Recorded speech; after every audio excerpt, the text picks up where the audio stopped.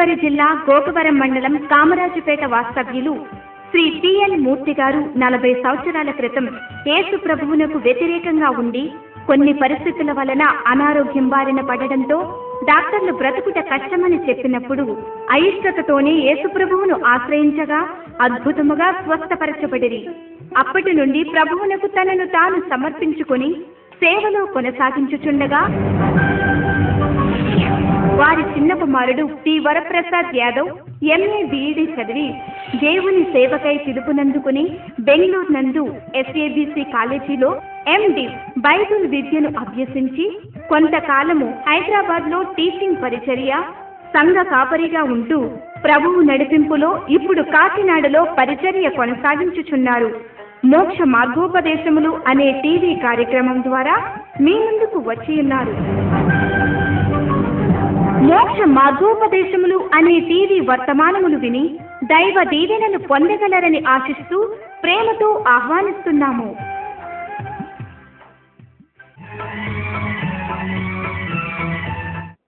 నా పేరు ఆకుల నవరత్నం అండి. అయితే పెళ్ళైన 12 సంవత్సరాల దాకా పిల్లలు లేరండి. పిల్లలు లేకపోతే శాంత నిలయంలోకి వెళ్ళిన తర్వాత మామూలుగా పిల్లలు పుడతారని మామూలుగా ఇలాగ అనుకునేటప్పటికి సరే దేవుళ్ళలోకి వెళ్తానని నేను దేవుడి దగ్గరికి వచ్చానండి. వచ్చిన తర్వాత శాంతి నిలయం అంటే తండ్రి నాకు మరి బిడ్డలు లేరు, బిడ్డను ఇవ్వండి తండ్రి అని నేను గోజాడి దేవుడితో నేను కొనియాడినప్పుడు నాకు ఒక బాబుని ఇచ్చారండి. ఇప్పుడు శాంతి సమాధానంగా ఉన్నామండి. నా పేరు పోతున సరస్వతి అండి. నేను వివాహం జరగకముందు విగ్రహాలతో ఉండేదండి. వివాహం జరిగిన తర్వాత 10 సంవత్సరాల వరకు పిల్లలు లేరండి. లేకపోతే ఎంతో నిందలతో అలాగా ఉండేదండి. మా అత్తయ్య గారు గుళ్ళోకి వచ్చేవారండి. గుళ్ళోకి వస్తే నువ్వు గుళ్ళోకి రామ్మా నీకు దేవుడు బిడ్డలు ఇస్తారని చెప్పేదండి. చెప్తుంటే నేను ఎక్కడా పట్టించుకునేదాన్ని కాదండి. పట్టించుకోకపోతే అలా ఉండేకొలది ఎలాగవుతా అలాగవుతుంది అనేసి నేను గుళ్ళోకి వచ్చానండి. వచ్చి అలా అలా పాపాలన్నీ ఒప్పుకుని రక్షణ పడ్డానండి. రక్షణ పడ్డ తర్వాత నాకు కుమార్తెని ఇచ్చాడండి. ఇప్పుడు కుమార్తెకి 4వ సంవత్సరం అండి. పాపనే దేవుడు ఇచ్చాడండి. చిన్న సాక్ష్యం దేవుడు. మోక్ష మార్గోపదేశములు అని టీవీ కార్యక్రమానికి ప్రేమతో మిమ్మల్ని అందరినీ ఆహ్వానిస్తున్నాను. ఈ వాక్యం ఇచ్చేటువంటి ఈ దైవదాసులు నా చిన్న కుమారుడు. ఈయన ఎంఏ బీఈడి అయిన తర్వాత ఎండూ చేశారు. బెంగళూరులో 3 years ఉన్నారు. అనంతరం హైదరాబాద్ వచ్చి టీచింగ్ మినిస్ట్రీలో కొంతకాలం ఉన్నారు. ఆ తర్వాత దేవుని సేవల ముందు సాగాలని ఇక్కడ కాకినాడ వేయించడం జరిగింది. మోక్ష మార్గోపదేశములు అనే టీవీ కార్యక్రమానికి మిమ్మల్ని అందరినీ ఆహ్వానిస్తూ ఉన్నాం. దేవుడు మిమ్మల్ని దీవించను గాక. ప్రియులారా, మీలో అనేక మంది ఫోన్ చేస్తూ ఉన్నారు. మీ ఫోన్ నెంబర్లన్నీ ఇక్కడ ప్రార్థనా పుస్తకంలో రాస్తూ ఉన్నాం. మీ గురించి ఇక్కడ ప్రార్థన జరుగుతూ ఉంది. ఈ ప్రార్థన వల్ల మీకు ఏదైనా మేలు జరిగితే, మేలు జరిగిన తర్వాత కూడా చిన్న ఫోన్ చేసి తెలియపరిస్తే మేము కలిసి ఆ యేసు భగవానుని స్తుతించుదాం. దేవుడి స్తోత్రం. హల్లెలూయా. వాక్యాన్ని ధ్యానించుకుందాం. లూకా సువార్త 8వ అధ్యాయం 11వ వచనంలో ఈ రకంగా కనపడుతూ ఉంది. ఏంటంటే దేవుని యొక్క వాక్యాన్ని విత్తనంతో పోలుస్తూ ఉన్న విధానం అర్థమవుతూ ఉంది. దేవుని యొక్క వాక్యాన్ని విత్తనంతో పోలుస్తూ ఉన్నాడు. ఈ లోకంలో ఇక్కడ మనకు ఎక్కువగా ఒక ధాన్యాన్ని మనం ఎక్కువగా ఉపయోగిస్తాం కనుక ధాన్యాన్ని పరిశీలన చేస్తే మన నోటుకొచ్చిన ధాన్యం రుచి తెలుస్తుంది. విత్తబడినటువంటి ధాన్యానికి రుచి తెలీదు. అయితే ఏదైతే తన రుచిని అందించడం మర్చిపోయిందో, ఏదైతే తన రుచిని మర్చిపోయిందో అది ఫలిస్తుంది అని ఇక్కడ వేద సత్యం మనకు తెలుస్తూ ఉంది.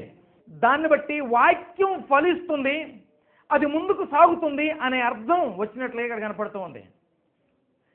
ఈ యొక్క అగ్రికల్చర్లో ఉన్నటువంటి సత్యం ఏంటంటే ఒక విత్తనం ఒక రైతుకి లాభం రావాలి అంటే ఒక్క గింజకు 36 గింజలకు పైగా ఎన్నైతే ఫలిస్తాయో అంత లాభం వస్తుందట. 36 గింజల వరకు యావరేజ్. ఒక్క గింజ చనిపోయి పాతి పెట్టబడి మొక్కై 36 గింజలకి ఎంత పైగా వస్తే అంత లాభం వస్తుందట. వాక్యం అన్నటువంటి మనం అనేక రెట్లు మనం ఫలిస్తూ అనేక మందికి ఫలభరితంగా ఉండమని దేవుని యొక్క వాక్యం ఇక్కడ మనల్ని అందరికీ హెచ్చరిస్తుంది. దేవునికి స్తోత్రం కలుగును గాక. హల్లెలూయా. దీన్ని బట్టి మన ప్రసంగాంశం దేవుని వాక్యమే విత్తనం. దేవుని వాక్యాన్ని ఈ గ్రంథంలో విత్తనంతో పోలుస్తూ ఉన్నాడు. కారణం ఫలించాలని, అభివృద్ధి చెందాలని, అనేకులకి మనం ఆశీర్వాదకరంగా ఉండాలని ఈ సత్యం మనం కనపడుతూ ఉంది. కనుక మనం విత్తనం అనే మాట మర్చిపోకూడదు. అయితే విత్తనం ఎప్పుడు ఫలిస్తుంది? పాతి పెట్టిన తర్వాత, చనిపోయిన తరువాత.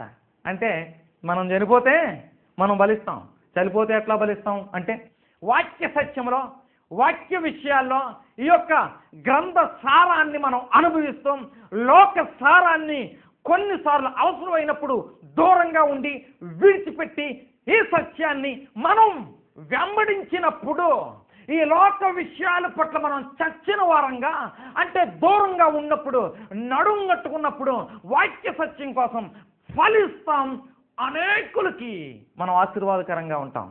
బైబిల్ గ్రంథంలో మనం చూస్తే 30 రెట్లు, 60 రెట్లు, 100 రెట్లు అనే సత్యం కనపడుతూ ఉంది.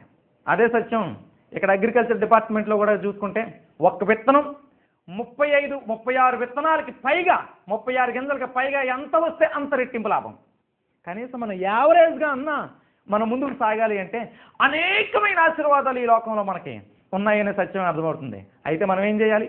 ఈ వాక్యాన్ని వెంబడించడానికి నడుం కొట్టుకోవాలి.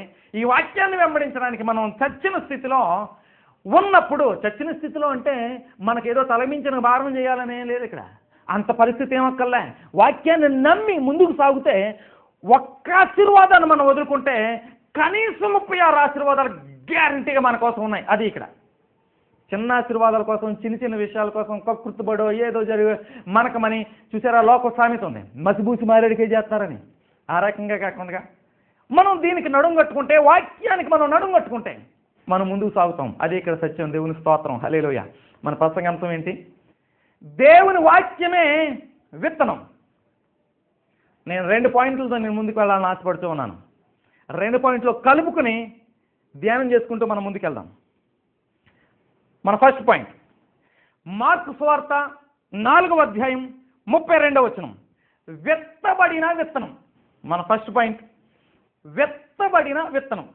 మన సెకండ్ పాయింట్ మార్కు సువార్త 4వ అధ్యాయం 4వ వచనం, విత్తబడని విత్తనం. మన ఫస్ట్ పాయింట్ విత్తబడిన విత్తనం, సెకండ్ పాయింట్ విత్తబడని విత్తనం. 2 విత్తనాలే.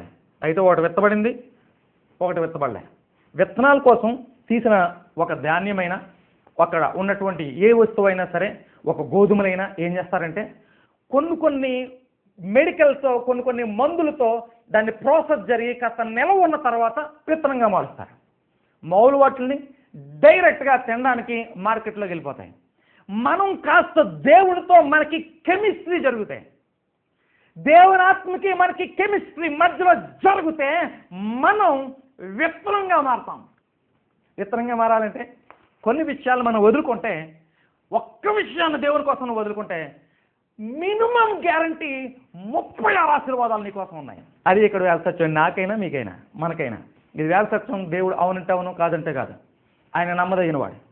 కానీ ప్రియులారా, ఈ వేద సత్యం మనకి ఏం చెప్తుందంటే ఎన్ని ఆశీర్వాదాలు నీకు కూడా ఉన్నాయో, ఎన్ని విషయాలు ముందుకి తీసుకువెళ్ళచ్చు అనే సత్యం మనకు కనపడుతుంది. నేను మరలా ఒకసారి వెనకొచ్చి ముందుకు సాగుతూ ఉన్నాను. మన ప్రసంగాంశం వాక్యమే దేవుని విత్తనం. మన ఫస్ట్ పాయింట్ విత్తబడిన విత్తనం. మార్కు సువార్త 4వ అధ్యాయం 32వ వచనం. మన సెకండ్ పాయింట్ మార్కు సువార్త 4వ అధ్యాయం 4వ వచనం, విత్తబడని విత్తనం. అయితే వాక్యాన్ని వింటాం కానీ వాక్యం అట మన దగ్గర నుంచి కొట్టుకుని పోతుందట. వాక్యం సరిగా మనం ఆచరించినప్పుడు, శ్రద్ధగా ఫోకస్ చేయనప్పుడు మన నుంచి కొట్టుకుపోతుందట. కొట్టుకుపోకుండా శ్రద్ధగా మనం వినాలి. జస్ట్ ఎంత శ్రద్ధగా వినాలి అనే దానికి ఒక్క విషయం, ఒక చిన్న ఇలిస్ట్రేషన్, చిన్న ఉదాహరణ చెప్పుకుని మనం ముందుకు సాగుదాం. టిల్లీ స్మిత్ అనే ఒక బాలిక, జస్ట్ 11 సంవత్సరాలు చిన్న అమ్మాయి. ఆ అమ్మాయి బ్రిటిష్ బాలిక. థాయిలాండ్ దేశంలో పుకట్ అనే ఒక బీచ్కి వచ్చింది తన కుటుంబంతో కలిసి ఒక హాలిడేస్కి. ఎప్పుడైతే బీచ్కి వచ్చిందో ఆ బీచ్లో అటు ఇటు తిరుగుతూ ఉండగా డాడీ, మమ్మీ, సునామీ రాబోతుంది అని చెప్పింది. అంతవరకు వాళ్ళకి సునామీ అనే వర్డ్ వాళ్ళకి తెలియదు. సునామీ అంటే ఏంటి, ఎలా వస్తుంది అని చెప్పింది. ఆ పిల్ల సునామీ వస్తుంది అని చెప్పడం వలన అనేక వేల లక్షల మందిని సేవ్ చేయగలిగింది. అయితే ఆ అమ్మాయికి ఎలా తెలిసింది? ఇప్పుడు ఆ మాట నేను చెప్పాలనుకుంటున్నాను. కారణం, వినడం వల్ల ప్రాముఖ్యత వింటే, శ్రద్ధగా వింటే, వాక్యం వింటే, లోక మాటలే వింటే అంత ఆశీర్వాదం అయితే దేవుని వాక్యాన్ని విని వెంబడిస్తే ఎంత ఆశీర్వాదం నాకు మీకు అనే సత్యం ఇక్కడ నేను ఫోకస్ చేస్తున్నాను. దానికి ముందు ఏం జరిగిందంటే, వాళ్ళ స్కూల్లో ఆండ్రూ కోర్నే అనే ఒక టీచర్ భౌగోళిక శాస్త్రాన్ని చెబుతూ 1946లో హవాయిలో వచ్చినటువంటి సునామీ యొక్క వీడియోని చూపిస్తూ ఎట్లా వస్తే సునామీ ఏంటి అనే విషయాలు జస్ట్ ఒక టీచింగ్ ఒక క్లాసులో చెప్పాడు. అది జాగ్రత్తగా విన్నది, వెంటనే జ్ఞాపకం వచ్చింది. అనేక లక్షల మందిని కాపాడడానికి ఒక చిన్న బాలిక, టెల్లీ స్మిత్ అనే బాలిక, 11 సంవత్సరాల బాలిక ముందు ఉంది. అంటే వాక్యాన్ని మనం వెంబడిస్తే, మనమే విత్తనంగా మారితే అనేక లక్షల కోట్ల మందికి ఆశీర్వాదకరంగా, మనం ఆశీర్వాదకరంగా ముందుకు సాగుతాం. అంటే వినడం చాలా ముఖ్యం, విని పాటించడం అంతకన్నా ముఖ్యం. జాగ్రత్తగా వింటే కంపల్సరీగా నువ్వు నేను పాటిస్తాం. నీకు ఎక్కడికి వచ్చిన నిద్ర రాదు, ఆలయంకి వచ్చేసరికి నిద్ర వస్తుంది. కారణం, వినడంలో శ్రద్ధ తగ్గిపోయిందనమాట. మనం జాగ్రత్తగా వినాలి. నిజంగా శ్రద్ధ ఉంటే నిద్ర ఎందుకు వస్తుంది? రాదు. దేవుడి స్తోత్రం కలుగును గాక, హల్లెలూయా. నేను ఒకసారి 2 పాయింట్లను కలిపి మనం ధ్యానించుకుంటూ మనం ముందుకు వెళ్తున్నాం. మన ప్రసంగం అంశం ఏంటి? వాక్యమే దేవుని విత్తనం. మన ఫస్ట్ పాయింట్ విత్తబడిన విత్తనం. మన సెకండ్ పాయింట్ విత్తబడని విత్తనం. నీవు ఏ విత్తనం, నేను ఏ విత్తనం, అది మనం గమనించుకుంటూ ముందుకెళ్లాల్సినటువంటి అవసరం ఉంది ప్రియులారా. ఒక విషయాన్ని మనం చూసుకుంటే, ఆదికాండం 1వ అధ్యాయం 11వ వచనాన్ని చూస్తే ఈ రకంగా దేవుడు చెప్తున్నాడు. ఈ లోకంలో పెద్ద పోటీ ప్రతిదానికి కూడా. తండ్రి ముందా, కొడుకు ముందా, కోడి ముందా, కూర ముందా, ఇంకా టీచర్ ముందా, విద్యార్థి ముందా. అంటే ఏ రకంగా మనకు ఆన్సర్ వస్తుందో, టీచర్ ముందని, తండ్రి ముందని, కోడి ముందని ఆన్సర్ ఎట్లా వస్తుందో గ్రంథంలో చూసుకున్నప్పుడు కూడా, లేదా లోకంలో చూసుకున్నప్పుడు కూడా, విత్తనం ఉందా, చెట్టు ముందా, విత్తనం ఉందా, చెట్టు ముందా అన్ని అనేక డిబేట్లు మనం చూస్తూ ఉంటాం. కానీ ఆ ఆదికాండం 1వ అధ్యాయం 11వ వచనంలో చూస్తే ఈ రకంగా ఉంది. విత్తనము గల ఫలమిచ్చు ఫలవృక్షాలను దేవుడు దీవించాడు. అంటే ముందు చెట్టు వచ్చింది, ఆ తర్వాత విత్తనాలు వచ్చాయి. ఇక్కడ ఈ సత్యం దేవుడికి చెట్టు ఇష్టంగా కనపడుతూ ఉంది. మనకు విత్తనం ఇష్టం, మనకు ఫ్రూట్ ఇష్టం. Human need fruit, god need root. మనకు ఫలం అనుభవించేసి అక్కడతో మన పని అయిపోయిందిలే అనుకోవడం మనకిష్టం, కానీ దేవుడికి మాత్రం అది ఇష్టం కాదు. మనం ఒక చెట్టులా మారడం దేవుడికి ఇష్టం. ఎగ్జాంపుల్ చూసుకుంటే ఆదికాండం 13వ అధ్యాయం 15వ వచనం చూసుకుంటే, అబ్రహాంతో దేవుడు ఈ రకంగా అంటున్నాడు. అబ్రహాం ఇలా రా, ఇదిగో నీ పిల్లలను చూడు, నీకు ఎంతమంది పిల్లలు ఉంటారో, నీ 10వ తరం ఎక్కడ ఉంటారు, 20వ తరం ఎక్కడ ఉంటారు, 30వ తరం ఎక్కడ ఉంటారు, 50వ తరం ఎక్కడ ఉంటారు, అనేక తరాల గురించి చెప్పి ఎక్కడ ఉంటారు, ఎలా ఉంటారని చెప్పి ఈ దేశాన్నంతటినీ నీ పిల్లలకి ఇస్తాను అన్నాడు. తీరా చూస్తే 12వ అధ్యాయంలో అబ్రహాంని పిలిచాడు. అప్పటికింకా ఏమీ లేదు. ఏమీ లేకుండానే నీ పిల్లలందరికీ దేశాన్ని ఇస్తాను అంటున్నాడు. ఎట్లా? దానికి ఈ రకంగా చూసుకోవచ్చు. దేవుడు ఎట్లా చూస్తున్నాడు అబ్రహామును అంటే, Abraham is the seed breeding plant. దేవుడు Abraham is the seed breeding plant. దేవుడు అబ్రహాముని చెట్టుగా చూస్తున్నాడు. అబ్రహాము దేవుణ్ణి ఫలాన్ని అడుగుతున్నాడు. ఒక్క ఫలం, ఒక్క కుమారుణ్ణి, ఒక్క కూతుర్ని అడుగుతున్నాడు. కానీ దేవుడు తృప్తిపట్టలే, ఒక చెట్టును ఆశిస్తూ ఉన్నాడు. కొన్నిసార్లు దేవుని యొక్క దీవెనలు మనకు వెంటనే రావు. మనం ప్రార్థన చేస్తున్నాం, ఎందుకు రావట్లేదు అనే ఆలోచనలు నిన్ను నన్ను శోధిస్తూ ఉంటాయి. కారణం ఏంటి తెలుసా? ఫలం వెంటనే వచ్చేస్తుంది, కానీ దేవుడికి తృప్తిలే. 30 దంతులు, 60 దంతులు, 100 దంతులుగా ఫలించాలంటే చెట్టు రావాలి, విత్తనం చచ్చిపోవాలి, మన వాక్యం వినాలి, దానికోసం నడుము కట్టుకోవాలి, దాన్ని వెంబడించాలి. విత్తనం చనిపోయిన తర్వాత అంకురం వస్తుంది, మొక్క వస్తుంది, మొక్క అయిన తర్వాత అది వృక్షం అవుతుంది, తర్వాత పూత వస్తుంది, పిండి వస్తుంది, కాయ వస్తుంది, అప్పుడు ఫలం వస్తుంది. అనేక ఫలాలు వస్తాయి. సీజనల్కి ఫలాలు వస్తాయి, ఎవ్రీ ఇయర్ ఫలాలు వస్తాయి. కానీ ఒక్క ఫలం ఆశిస్తున్నాం. చెట్టు బ్రతికినంత కాలం ప్రతి సంవత్సరం ఫలాలు ఇస్తుంది. అంత ఆలోచన దేవుడు నీ నుంచి నా నుంచి ఆలోచించి అంత విస్తారమైన దీవెనలు మన కోసం వేచి ఉన్నాయి. ఆయన ఇస్తాడు, మనం ముందుకు సాగాలి. దేవుడికి స్తోత్రం కలుగును గాక. హల్లెలూయా. అంటే అబ్రహాం ఏం ఆలోచిస్తున్నాడు? ఒక్క ఫ్రూట్ని. కానీ దేవుడు ఏం చెప్తున్నాడు? ఒక చెట్టుగా మారాలని ఆశిస్తున్నాడు. ఎప్పుడు మారాడు తెలుసా ప్రియులరా? ఆఖరికి ఈ కాలం గడుస్తూ ఉంది. అబ్రహాం దేవుణ్ణి అడుగుతున్నాడు. అబ్రహాము దేవుణ్ణి ఎప్పుడు అడగడం మానేశాడు తెలుసా? నాకు నువ్వు పిల్లల్ని ఇచ్చినా ఇవ్వకపోయినా నిన్ను మాత్రం నేను వదలను ఆశించాడు. అనేక సంవత్సరాలు అడుగుతూ ఉన్నాడు, ఇవ్వా ఇవ్వా ఇవ్వా అని. సమాధానం రావట్లేదు. దేవుడు రావడం మానట్లేదు, ఇద్దరు మాట్లాడుకోవడం కూడా మానట్లేదు. ఆఖరికి అర్థమైంది, నా పిల్లల కన్నా నీవు శ్రేష్ఠుడివి అని ఎప్పుడైతే గమనించాడో వెంటనే దేవుడు అబ్రహాంకి ఆయన కోరిక నెరవేర్చాడు. అంటే ఈ మొక్క అనేక సంవత్సరాల ఫెలోషిప్లో వృక్షమైంది, ఫలాలు కాస్తూ ఉంది, అనేక ఫలాలను చూస్తూ ఉన్నాడు, జనములకు తండ్రి అన్నాడు. మొదట అబ్రహాంకి ఏం అర్థం కాలే, నీకు నాకు కూడా అర్థం కాలే.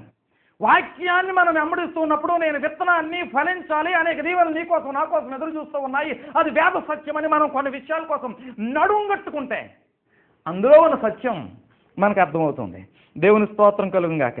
దేవుడు మనల్ని దీవించి ఆశీర్వదించును గాక. ప్రియులారా, ఇక్కడ వేద సత్యాన్ని మనం పరిశీలన చేసుకుంటే కొన్ని మాటల్లో మనం పరిశీలన చేసుకుంటే యోనాను గమనిస్తే, యోనా విత్తబడక ముందు నిద్రపోతూ ఉన్నాడు. విత్తబడిన తర్వాత రాత్రి పగలు దేవుని కోసం కష్టపడ్డాడు. నువ్వు కష్టపడుతున్నావా? దేవుని కోసం ఏదైనా పని చేస్తున్నావా? తెలిసిన వాక్యాన్ని పాటిస్తున్నావా? దానికి కారణం ఏంటి తెలుసా? నీవు ఇంకా విత్తబడలేదు.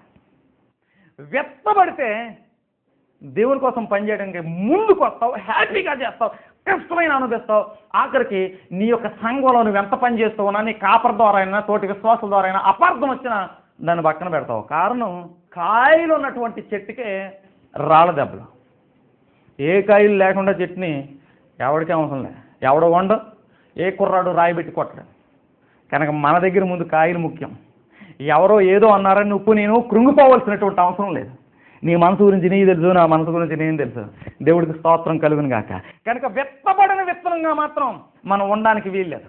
విత్తనబడిన విత్తనం రుచి మాత్రమే ఇస్తుంది, అక్కడితో చనిపోతుంది. కానీ విత్తబడిన విత్తనం చనిపోతుంది, ఫలిస్తుంది.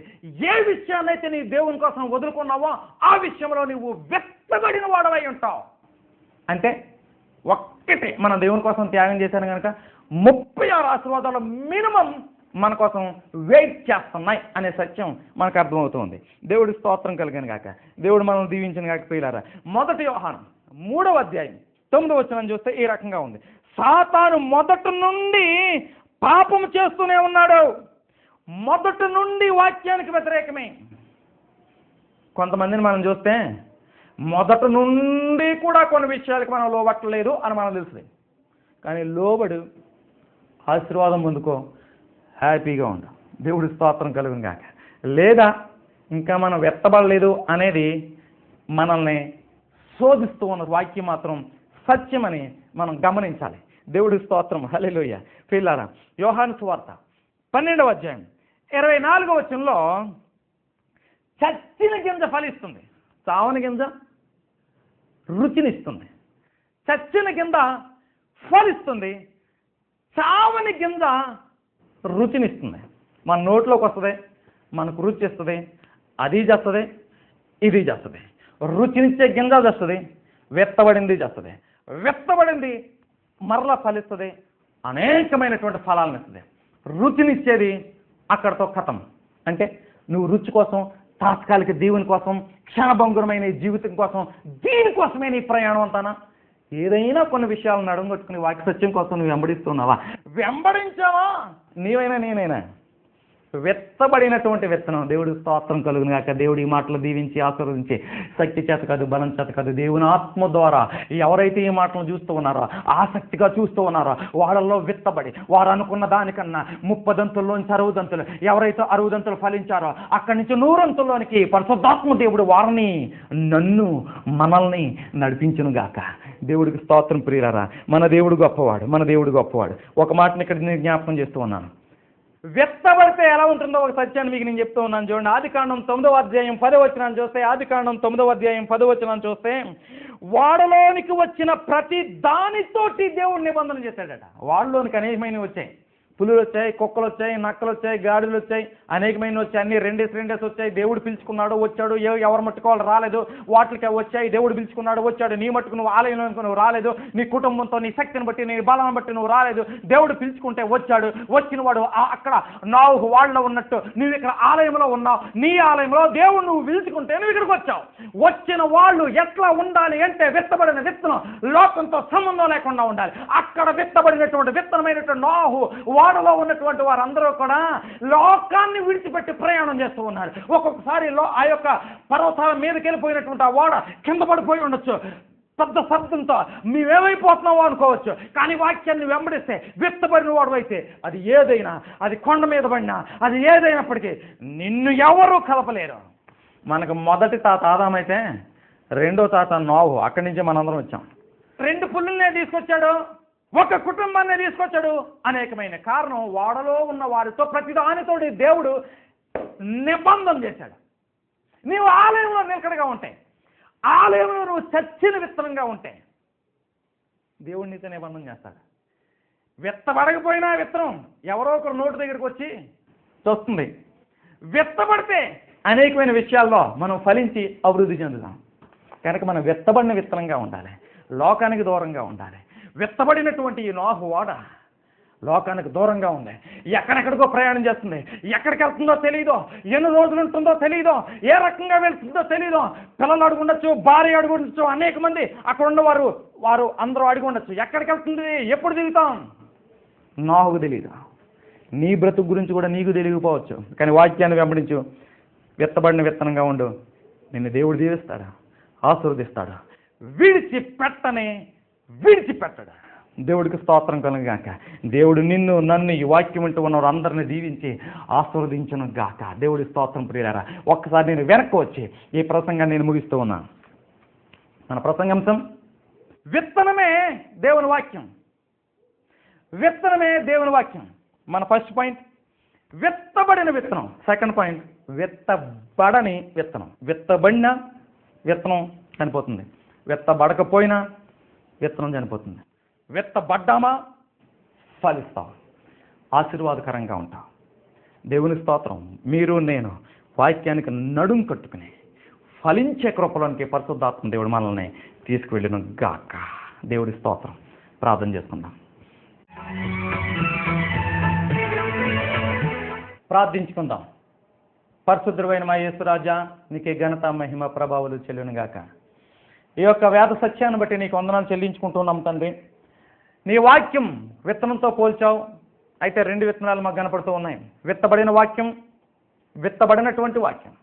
నీ వాక్యం మాలో విత్తబడితే మేము అనేక విషయాల్లో, మేము లోక విషయాల్లో మేము చనిపోతే మేము ఫలిస్తాం.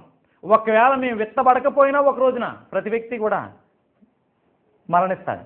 అయితే విత్తబడినటువంటి వారు అనేక రకాలుగా ఆశీర్వదించబడతారు. ప్రియులారా, ఈ ఒక వాక్యం ఎవరిలో అయితే యేసురాజా పరిశుద్ధాత్ముడ విత్తబడలేదో వారిలో విత్తబడ్డానికి నీ కృప, నీ నడిపింపు దయచేయమని బతిమాలుకుంటున్నాను. ఈ మాటలు వింటూ ఉన్న వారిలో ఎవరైతే వాక్యం చేత విత్తబడలేదో, ఎవరిలో అయితే ఇంకో మార్పు రాలేదో, ఎవరైతే ఇంకా ఫలభరితంగా లేరో, ఎవరైతే వాళ్ళు సొంతాన్ని స్వార్థాన్ని చూసుకునే ఆలయంలోనూ ఒక లోకంలోనూ ముందుకు సాగుతూ ఉన్నారో, వాళ్ళు విత్తబడి అనేక రెట్లు ఆశీర్వాదంతో ముందుకు సాగి సంతోషకరమైనటువంటి భవిష్యత్తులోనికి వెళ్ళడానికి పరిశుద్ధాత్ముడ శక్తి చేత కాదు, బలం చేత కాదు, నీ ఆత్మ ద్వారా నడిపించమని, విత్తబడే పరిస్థితుల్లోనికి లేవనెత్తమని, అనేక మంది నైనా విశ్వాసులు ఈ లోకంలో విత్తబడి ఫలభరితంగా ముందుకు సాగడానికి నీ కృపను ప్రసాదించమని రాజా ఈ ప్రార్థన మీ పాద సన్నిధికి చేర్చుకోమని, మీ దీవెన మీ ఆశీస్సులు మాకు మెండుగా దయచేయమని యేసు నామములో అడుగుచు వేడుకొంచున్నాం తండ్రి. ఆమేన్. దేవుని స్తోత్రం. ప్రియులారా, మీ అందరికీ వందనాలు. మేము కాకినాడలో పరిచర్య కొనసాగిస్తూ ఉన్నాం. ఎవరైనా ఏ ఆలయానికి చెందకుండా ఉన్నవారయ్యండి, ఏ ట్రాన్స్ఫర్ అయ్యండో వచ్చుంటే, ఈ వాక్యం విని మాతో మాట్లాడాలన్నా, మమ్మల్ని కలవాలన్నా మీకు ఆశగా ఉంటే, ఇదే ఆహ్వానంగా మీరు భావించి అక్కడ స్క్రీన్పై ఉన్నటువంటి నెంబర్కి ఫోన్ చేసి మా ఆలయానికి రావాల్సిందిగా, మమ్మల్ని కలవాల్సిందిగా మిమ్మల్ని దేవుని పేరట ఆహ్వానిస్తూ ఉన్నాం. దేవుని స్తోత్రం. దేవుడు మిమ్మల్ని దీవించను గాక. నా పేరు సత్యవతి అండి. నేను విగ్రహారాధన పూజలు చేసేవాదాన్ని. విగ్రహారాధనలు అంటే గొప్ప ఇష్టంగా చేసేవాళ్ళం. అలాంటప్పుడు దేవుడు నాకు అనారోగ్యం ఇచ్చారు. అనారోగ్యం వచ్చినప్పుడు దేవుణ్ణి తెలుసుకున్నాను. ఈ శాంతి మందిర నిలయంలోకి వచ్చి రక్షణ పొంది బాప్తిసం తీసుకుండి గొప్ప శాంతిని పొందుకున్నాము. ఎంతో అనారోగ్యం నుండి తప్పించాడు దేవుడు. అలాగనే నా కుమారుడికి కూడా అనారోగ్యం వచ్చినప్పుడు మా అబ్బాయికి 2 లక్షలు అవుద్దన్నారు. తలకి ఆపరేషన్ పడద్దన్నారు. అప్పుడు ప్రార్థన చేశారు, దైవజనులు ప్రార్థన చేశారు. అందరూ ప్రార్థన చేసినప్పుడు ఏ ఆపరేషన్ పడకుండా దేవుడు మరి ఎంతగానో స్వస్థపరిచారు. ఇప్పుడు కూడా ఏ అనారోగ్యం లేకుండా మరి ఎంతగానో మరి బిడ్డ చదువుకుంటున్నాడు. ఇంకా మా కుటుంబం పట్ల ఎన్నో గొప్ప మేలు చేశారు ప్రభు. నా కుటుంబంలో ఎంతో శాంతి సమాధానం ఇచ్చి మరి ఎంతవరకు ఏ ఒక అనారోగ్యం లేకుండా మమ్మల్ని ఎంతగానో దేవుడు కాపాడుతూ రక్షించి వచ్చారు. గొప్ప కార్యాలు చేసినందుకు దేవునికి స్తుతులు స్తోత్రాలు. మమ్మల్ని ఎంతగానో నడిపించిన దేవునికి కృతజ్ఞతలు చెల్లించుకుంటూ చిన్న సాక్ష్యం దీవించి ఆస్వాదించమని యేసునామమున అడుగుతున్నాం తండ్రి. నా పేరు మత్తా నోకరాజ్ అండి. మత్తా నోకరాజ్ అయితే నేను శాంతి నిలయం తెలుసుకున్న తర్వాత మా కుటుంబాల్లో ఎక్కువ విగ్రహారాధన పూజలు చేసేవారు అండి. విగ్రహారాధన పూజలు చేసేటప్పుడు ఒక ఆమె వచ్చి మాకు ఇంట్లో విపరీతంగా గొడవలు వచ్చాయండి. ఆ గొడవల్లో నువ్వు దెబ్బలాడుకుని ఆళ్ళలో ఉంటావో అలాగని శాంతి నిలయంలో ఆమె దేవుని నమ్ముకున్న ఆవిడ నాకు వచ్చి ఒక మాట చెప్పిందండి. ఆ మాట చెప్పిన వెంటనే ఆవిడ కూడా నేను వచ్చే రోజుల్లో అప్పుడు నాకు రక్షణ సభలో తీసుకెళ్లారండి. నాలో ఉన్న పాపాలన్నీ ఒప్పుకొని విపరీతమైన కోపం ఉండేదండి నాలో. ఆ కోపాన్ని తీసేయమని దేవునికి నేను అడిగినప్పుడు నాలో పెద్ద పాము పోయినట్టు ఆ పాపాలు పోయినట్టు నాకు చూపించి పేట నీళ్లు నాకు కనిపించాయండి. అప్పుడు ఆ రక్షణ సభలో నేను ఆ మాటల తప్పులు అన్నీ ఒప్పుకొని నేను చేసిన పాపాలన్నీ ఒప్పుకున్నప్పుడు నాకు దేవుడు పెద్ద ఎలుగుని చూపించాడండి. ఎలుగుని చూపించి నాకు విపరీతంగా పిడిసి వచ్చేదండి. పిడిసి వస్తే 4-3 పట్టుకున్నా ఆగకుండా పైకి ఎగిరిపోయేదంటండి.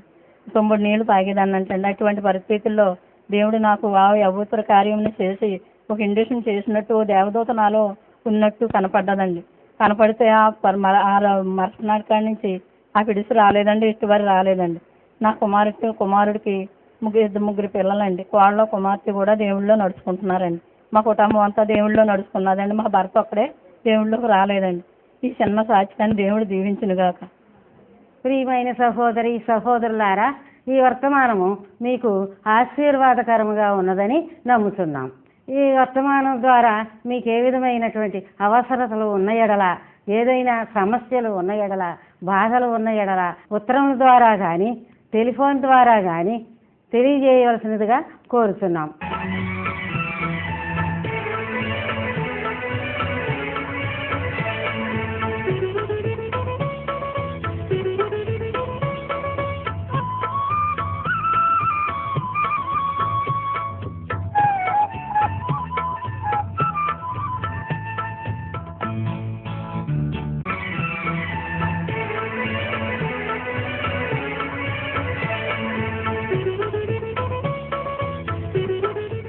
ఫోన్ 8686366766.